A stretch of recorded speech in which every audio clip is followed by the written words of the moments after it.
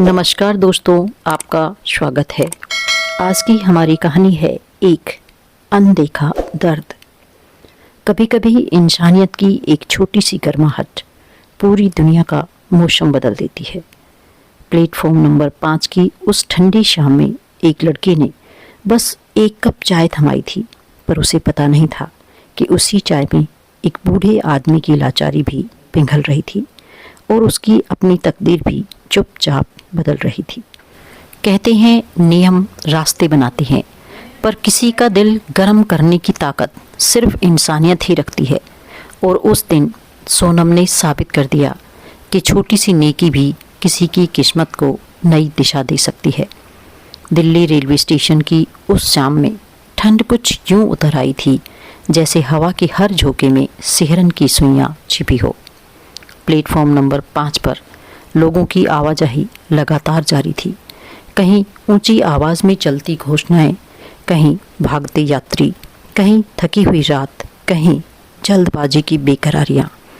इन सब के बीच information help desk पर बैठी सोनम अपना कोच ठीक करते हुए स्क्रीन पर ट्रेन टाइमिंग चेक कर रही थी। उसके चेहरे पर दिन भर की थकान साफ झलक रही थी, फिर भी आवाज़ में वही पुरानी नरमी थी, वही सहजता, वही अपनापन जो उसे बाकी कर्मचारियों से अलग करता था। उसी समय भीड़ को धीरे धीरे चीरता एक पतला झुकता हुआ बुजुर्ग कदम उसकी तरफ बढ़ा। शायद उम्र 70 के आसपास, हाथ कांपते हुए, पर जैसे हर कदम पर थोड़ा सा साहस मांगते हुए। कपड़ों पर गांव की सादगी और समय की थकी हुई छाप। सोनम ने जैसे ही उन्हें देखा, भीतर कुछ धड़का। उसने कुर्सी से थोड़ा आगे झुककर कहा, जी कहिए अंकल, किस ट्रेन की जानकारी चाहिए?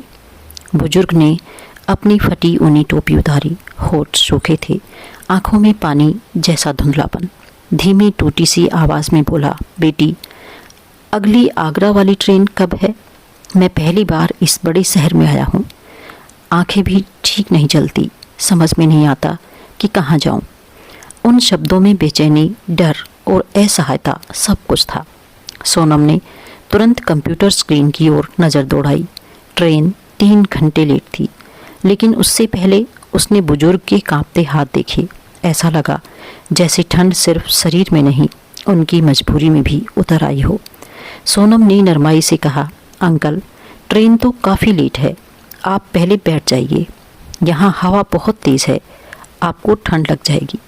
आइए, ये कुर्सी खाली है। रघुवीर उनके कहे पर ऐसे बैठे जैसे किसी ने उन्हें सहारा दे दिया हो, जैसे कोई अपना हाथ थामकर अजनबी शहर में कह गया हो कि डरना मत, मैं हूँ। सोनम ने चारों ओर नज़र दौड़ाई। गार्ड दूर खड़े बातें कर रहे थे। सिक्योरिटी कैमरा दूसरी दिशा में घूम रहा था। उसने बिना एक पल गंवाए धीरे से अपना पर्स उठाया, भीड़ के बीच से निकलकर चाय के स्टॉल तक पहुंची। भैया, एक बहुत गर्म चाय और 2 बिस्किट दीजिए, जल्दी। हाथों में कप लिए वह वापस लौटी और चाय रघुवीर जी के हाथ में थमा दी। बिस्किट उनकी जेब में डालकर मुस्कुरा दी, लीजिए अंकल, शरीर थोड़ी गर्माहट पा जाएगा, यहाँ की ठंड बहुत तेज़ है। बुजुर्ग ने कप थामा। उनकी उंगलियाँ इतनी काँप रही थी कि चाय की भाप भी शर्मा कर ठहर गई। उनकी आंखों में कृतज्ञता तैर आई, जो सर्द हवाओं से कहीं ज़्यादा गर्म थी। रघुवीर जी गला भरते हुए बोले, बेटी, आज तूने शहर को गांव सा बना दिया, वरना यहाँ तो भीड़ भी इंसान को अकेला कर देती है। सोनम हल्की से मुस्कुरा दी, लेकिन उसके भीतर कहीं कुछ पिघल रहा था। शायद इंसानियत की वह लो जो दुनिया की सर्दी में बहुत कम जलती है, पर जब जलती है तो किसी की रूह तक गर्म कर देती है। प्लेटफॉर्म नंबर 5 की ठंडी हवा अभी तक रघुवीर के हाथों में थोड़ी सी गर्माहट लौटाई पा रही थी कि अचानक स्टेशन के गलियारे में एक तेज भारी कदमों की आहट गूंजी। विवेक सक्सेना, रेलवे स्टेशन के सीनियर सुपरवाइजर, चेहरे पर कठोरता मानो लोहे से ढाली गई हो। आवाज़ में ऐसा रोब जैसे इंसानियत उनके विभाग का हिस्सा ही न हो। उनकी नज़र जैसे ही सोनम के हाथ में चाय पर पड़ी, वह तमतमा उठे। बिना एक पल रुके वे उसके सामने आ खड़े हुए। विवेक ने कड़क तीखी आवाज में कहा, सोनम, ये क्या कर रही हैं आप? ड्यूटी के दौरान किसी भी यात्री को व्यक्तिगत मदद देना सख्त मना है। क्या नियमों की किताब पढ़ना भूल गई हैं? सोनम का दिल धक से रह गया। वह कांपती सांसों के साथ बोली, सर, ये अकेले हैं, ठंड से कांप रहे थे, सोचा थोड़ी चाय। विवेक ने उसकी बात बीच में ही काट दी। चाय, मदद, ये सब आपका काम नहीं है। स्टेशन कोई धर्मशाला नहीं है जहां आप दया भाव की दुकान चलाएं। यहाँ अनुशासन चलता है, भावनाएं नहीं। मेरी निगाह में बार बार आपके व्यवहार की शिकायतें आती रही हैं और आज आपने हद कर दी। सोनम जैसे पत्थर बन गई। भीड़ की आवाज़ें धीमी लगने लगी। ठंड की हवा और भी चुभने लगी। वह धीरे से बोली, सर, मैंने सिर्फ। विवेक गुस्से में गरजते हुए, बस, आपने नियम तोड़ा है, आप सस्पेंड है, अभी के अभी। सोनम एक पढ़ी लिखी और समझदार लड़की थी। बहुत प्रयास करने के बाद जब उसे कोई नौकरी नहीं मिली तो वह स्टेशन पर एक कॉन्ट्रैक्ट जॉब करने लगी थी, जिसे आजकल उसका गुजारा चल रहा था। और आज एक ही पल में अपना आईडी कार्ड जमा करें और काउंटर खाली कर दें। उस पल सोनम के भीतर किसी ने जैसे दीवार खड़ी कर दी हो। नियमों की कठोरता की, अहंकार की। उसकी आंखें नम हो गई, पर उसने सिर उठाकर कहा भी नहीं। कभी कभी शब्द नहीं, हालात बोलते हैं, और उन हालातों ने उसे मौन कर दिया था। तभी रघुवीर जी कांपते हुए आगे बढ़े। चाय का कप उनके हाथों में थरथराता रहा। रघुवीर जी ने टूटे विनती भरे स्वर में कहा, साहब, इस बच्ची ने कुछ गलत नहीं किया, बस इंसानियत दिखाई है। कभी कभी किसी का हाथ थाम लेने में क्या नुकसान। लेकिन विवेक तो जैसे सुनने आए ही नहीं थे। उनकी आंखों में बस नियमों की स्याही थी, जिसमें किसी की पीड़ा के लिए कोई जगह नहीं थी। वह मुड़े और तड़पती आवाज़ में कह डाला, स्टेशन नियमों से चलता है, भावनाओं से नहीं।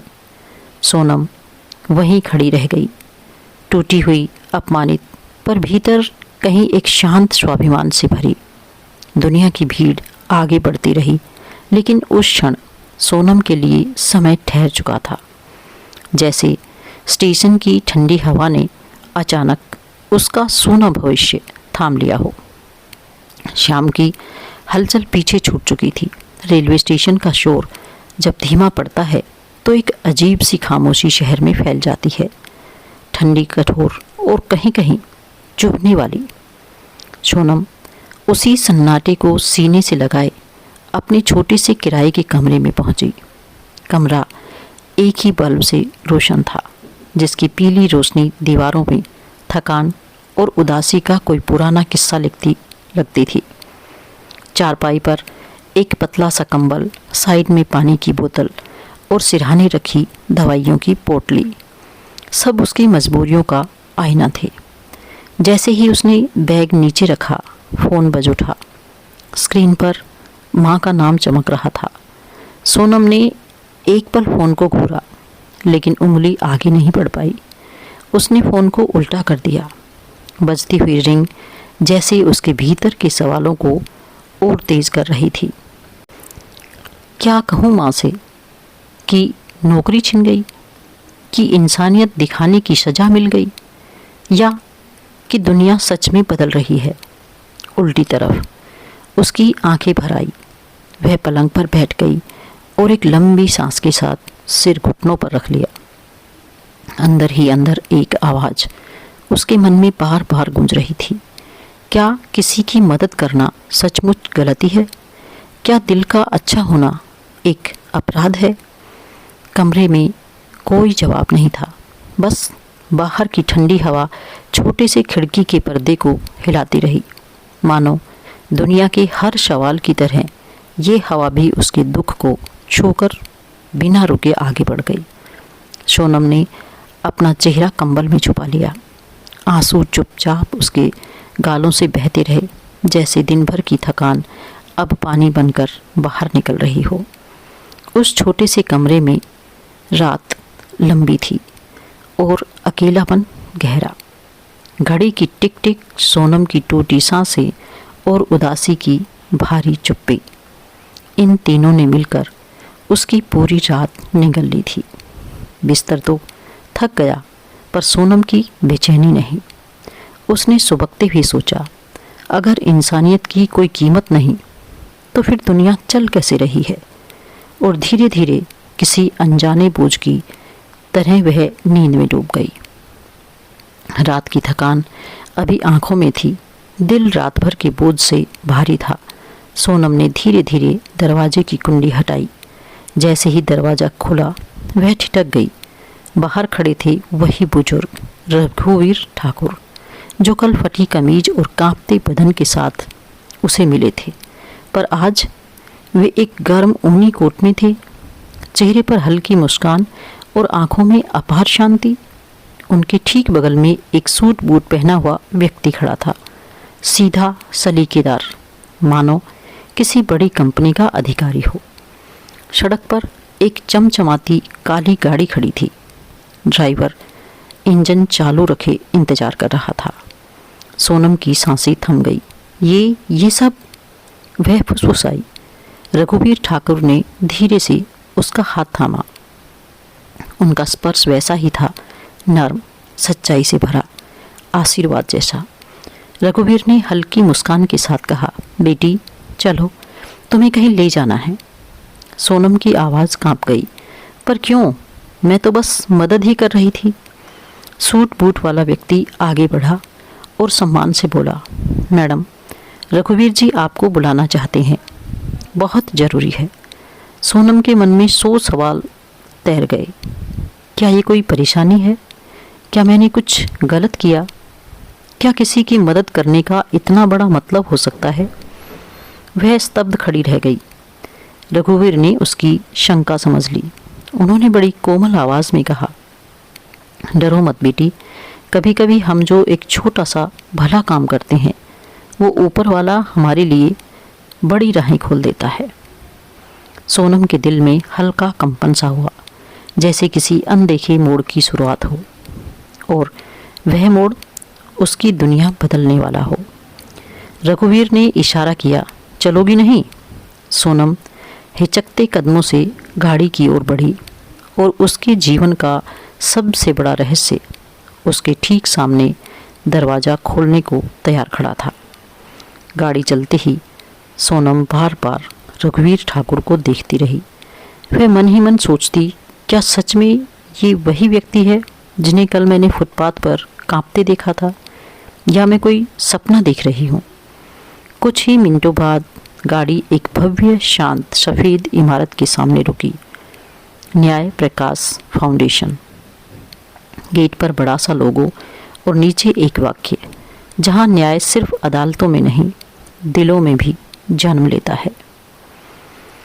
सूट बूट वाला व्यक्ति आगे बढ़ा और बोला, मैडम आइए, आपको अंदर ले चलते हैं। सोनम हिचकिचाई पर चल पड़ी। अंदर वातावरण गंभीर था और सुकून देने वाला भी। जैसे ही वह कॉन्फ्रेंस हॉल में दाखिल हुई, एक गरिमामयी व्यक्तित्व उनकी ओर बढ़ा। सफ़ेद बाल, ऊंचा कद और आंखों में अजीब सी चमक। अनिरुद्ध राजपूत, रिटायर्ड जज और रघुवीर ठाकुर के छोटे भाई। सोनम की सांस अटक गई। रघुवीर धीरे से बोले, बेटी मैं कोई साधारण आदमी नहीं हूँ, पर कल मुझे साधारण ही बनना था, ताकि मैं देख सकूं कि आज भी किसी के भीतर इंसानियत जिंदा है या नहीं। अनिरुद्ध राजपूत उनके पास आए, मुस्कुराए और बोले, रघु ने कल जो बताया उसने मेरी कई साल पुरानी सोच बदल दी। उन्होंने कहा आज भी दुनिया में दया बाकी है, और उन्होंने जिस लड़की का जिक्र किया वो तुम थी सोनम।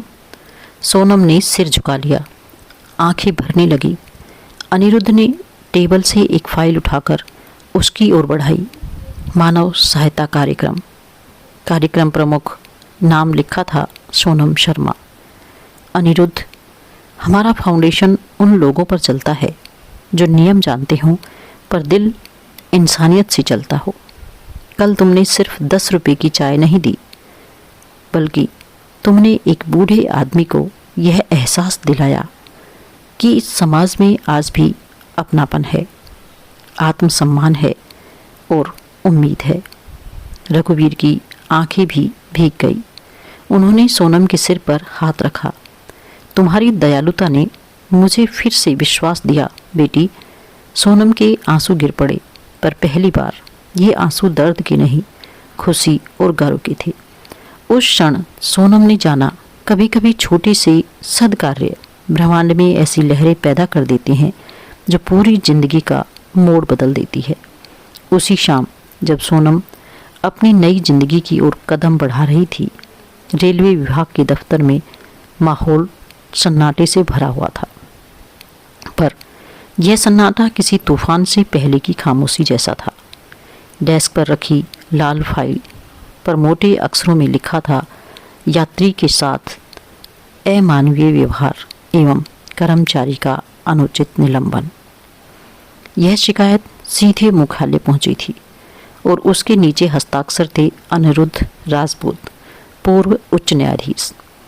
ऑफिस में हर कोई फुसफुसा रहा था, किसने इतने बड़े नाम को नाराज कर दिया, किसकी नौकरी गई समझो। राजपूत साहब का मामला है, अब तो जांच पक्की है। विवेक सक्सेना को मुख्य कार्यालय के केबिन में बुलाया गया। कमरे में घुसते ही उन्होंने देखा सीनियर DRM, ARM और विजिलेंस के 2 अधिकारी बैठे हैं। वातावरण इतना भारी था कि किसी की सांस का भी वजन महसूस हो सकता था। DRM कड़े स्वर में बोले, विवेक सक्सेना, ये शिकायत आपके खिलाफ है। क्या आपने एक बुजुर्ग यात्री को ठंड में तड़पता छोड़ दिया?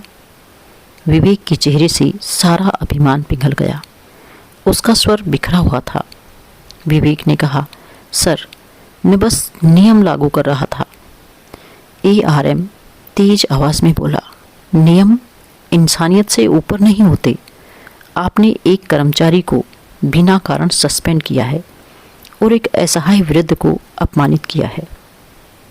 ये क्या अधिकारी का व्यवहार होता है? विवेक के माथे पर पसीना छलक आया। कभी वही था जो स्टेशन पर आदेश चलाता था, आज वही पूछताछ में कटघरे जैसा खड़ा था।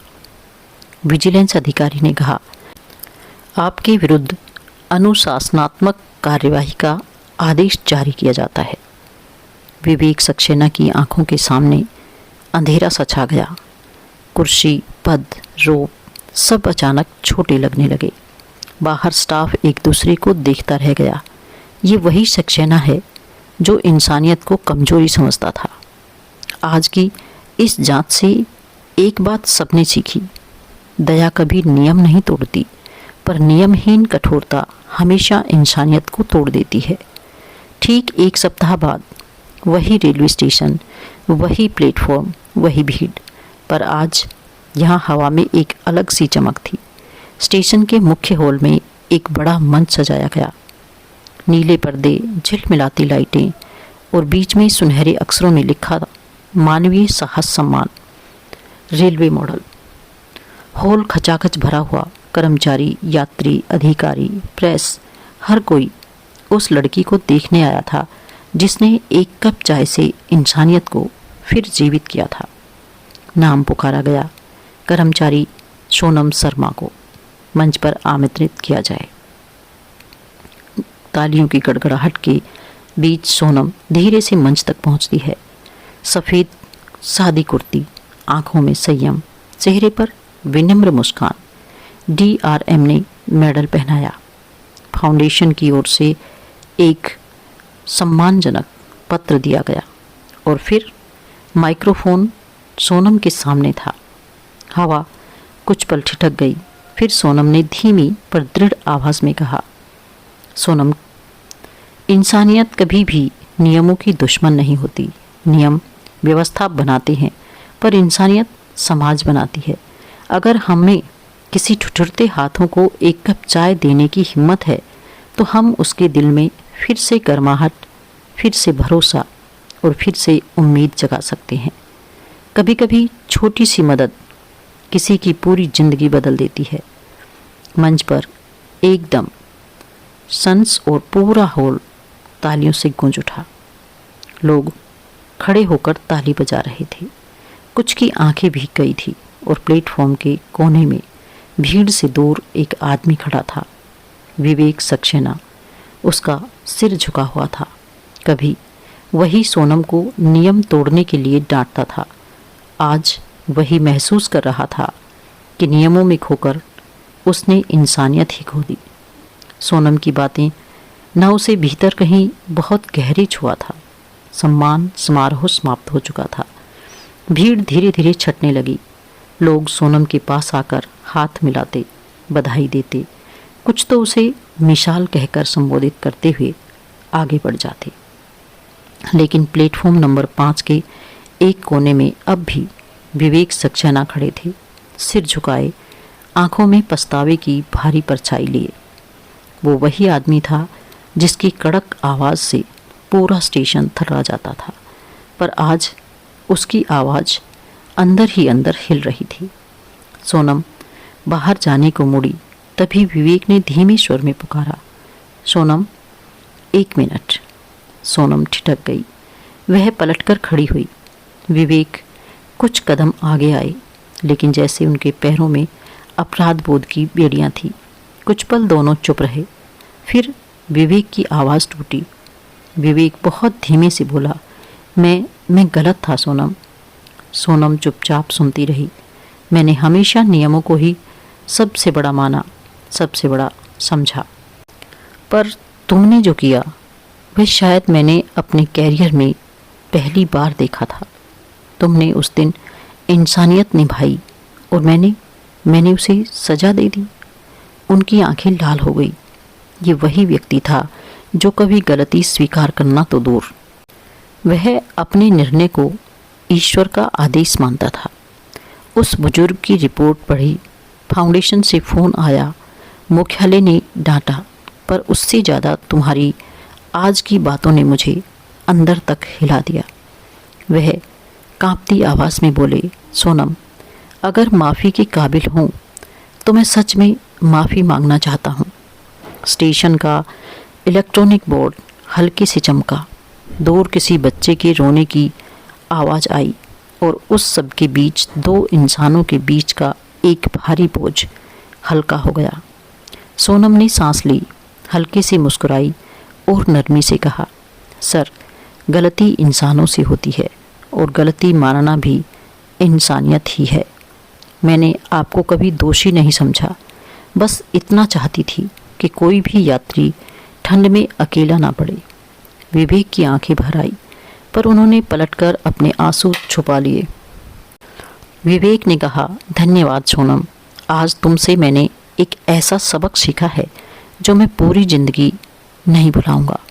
सोनम ने सिर झुकाकर कहा, सर, इंसानियत कभी देर से नहीं जागती। और वह आगे बढ़ गई, हल्की चाल, ऊंचा मन, और पीछे छोड़ गई एक ऐसा आदमी जो पहली बार अपने भीतर झांककर देख रहा था। विवेक धीरे धीरे प्लेटफॉर्म की ओर देखता रहा, वो प्लेटफॉर्म जहाँ किसी का दिल गर्म करने वाली एक कप चाय ने उसकी पूरी सोच बदल दी थी।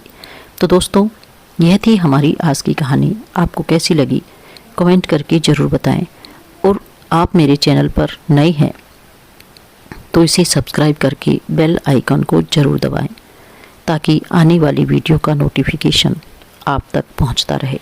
धन्यवाद।